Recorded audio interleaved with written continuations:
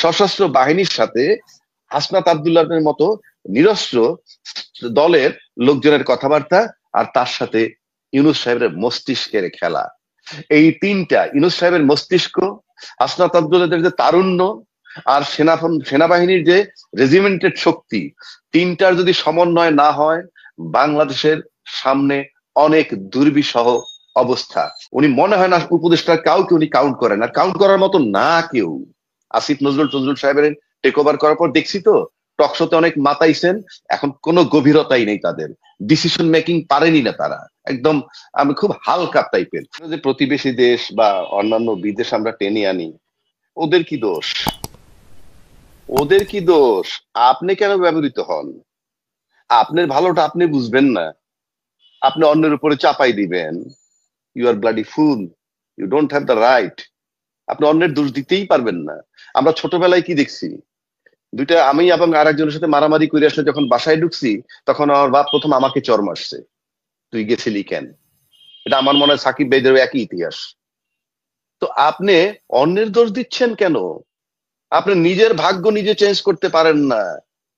আপনি বিপ্লবের সময় আপনি ছিলেন, এই সেনাপ্রধান কমান্ড দিছিল আমরা জানি। তার আগে উনি ট্রুপস এর সাথে মিটিং করছেন, অফিসার এবং ট্রুপস এর সাথে। তার মানে কি, আর্মি যে গুলি চালাচ্ছিল কার কমান্ডে, এবং সেই কমান্ড হাসিনা তো থামতে বলেনি, আমি লিখে দিতে পারি। তাহলে তাকে থামাইলো কারা? তাকে যারা থামাইছে তারা এখনো ফেসিবাদ বিরোধী শক্তির পক্ষে আছে। সুতরাং সে জায়গাটাও সেনানিবাসে চিন্তার ব্যাপার আছে। সেনানিবাস ইচ্ছা করলেই এককভাবে যারা টপে আছেন তারা অনেক কিছু করে ফেলবেন, সেই সুযোগটা আমার কাছে মনে হয় না এই মুহূর্তে আছে। 1 নম্বর। 2 নম্বর হইলো, আমি এই যে ছাত্র আজকে যে ঘটনাটা ঘটেছে, ছাত্র আজকে কিন্তু আবার একটা টার্মিনাল সিচুয়েশনে হাসনাত আব্দুল্লাহ বলছে আমি যদি এরপরে আমার কি অবস্থা হবে জানি না। এতে কিন্তু সে একেবারে সিরিয়াস বলতে যেটা বুঝায়, সে নিখোঁজও হয়ে যেতে পারে, মারাও যেতে পারে, এরকম একটা মিনিং সে বুঝাইতে চাচ্ছে। আসিফ নজরুল কোথায়? আসিফ নজরুল তো এই ছাত্রদেরকে নেগোসিয়েট করে ছাত্রদের নিয়েই তৎকালীন সেনা প্রধানের সাথে কথাবার্তা বইলা ইত্যাদি। আসিফ নজরুল এত সাইলেন্ট কেন এই টার্মোয়েল সিচুয়েশনে? আমি তাকে ট্রিগার করছি যে আমি তাকে ডাউট করছি এই ব্যক্তিকে। আপনি এখন পর্যন্ত একটা কথাও বলেন না। আপনি কি ছাত্রদের নিয়ন্ত্রণ চলে গেছে, নাকি আপনি চান যে হাসনাত আব্দুল্লাহরা এই নির্বাচন বানচালের একটা টার্মাল সিচুয়েশন তৈরি করুক আর আপনি ক্ষমতায় থাকেন? বিকজ আপনারা ভাবেন আপনাদের পালানের পথ নাই, ইউনূস সাহেব কোনো টেনশন নাই। কারণ আমার কাছে মনে হয় ইউনূস সরকারের ভিতরে একটা ডিপ স্টেট আছে, দে আর এন্টি ইউনূস। এটা আমার কাছে ব্যক্তিগতভাবে মনে হয়। পাশাপাশি আমি কিছুদিন আগে বলেছিলাম সবার আগে যে বাংলাদেশে 3টা শক্তি কাজ করছে, এখন 4টা শক্তির কথা বলি আপনাকে। বাংলাদেশে 4টা শক্তি কাজ করতেছিল, এখন দৃশ্যমান হয়ে গেছে। যেমন সেনাবাহিনী নির্বাচন থেকে যদি বলা হয় ইনক্লুসিভ নির্বাচনের কথা, তাহলে নো ডাউট সেনাবাহিনী একটা শক্তি।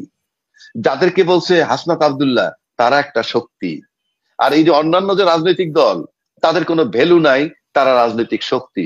কেননা এই আলোচনায় তারা কিন্তু আলোচিত না, কারণ তাদের সাথে কথাবার্তা হয়ে গেলে তারা এগ্রি করে ফেলছে। এখন লড়াই হবে তিনমুখী। তিনমুখী কোথায়? আপনি যদি সশস্ত্র আর্মি ধরেন, আর্মির সাথে কিন্তু একটা রেজিমেন্টেড ফোর্স আছে, অস্ত্র আছে, পুলিশের সাথে অস্ত্র আছে। এটা একটা সশস্ত্র বাহিনীর সাথে হাসনাত আব্দুল্লাহর মতো নিরস্ত্র দলের লোকজনের কথাবার্তা, আর তার সাথে ইউনূস সাহেবের মস্তিষ্কের খেলা। এই তিনটা, ইউনূস সাহেবের মস্তিষ্ক, হাসনাত আব্দুল্লাহদের যে তারুণ্য, আর সেনাবাহিনীর যে রেজিমেন্টেড শক্তি, তিনটার যদি সমন্বয় না হয়, বাংলাদেশের সামনে অনেক দুর্বিষহ অবস্থা। আমি জানি না সেটা কোথায় যাবে। এই 3টা শক্তির সমন্বয় হইতেই হবে। ইউনূস সাহেবের, আমি আবারও বলছি, ওনার মস্তিষ্কের খেলা।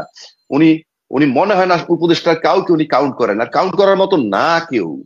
আসিফ নজরুল সাহেবের টেক ওভার করার পর দেখছি তো টকশোতে অনেক মাতাইছেন, এখন কোনো গভীরতাই নেই তাদের, ডিসিশন মেকিং পারেনি না তারা, একদম আমি খুব হালকা টাইপের।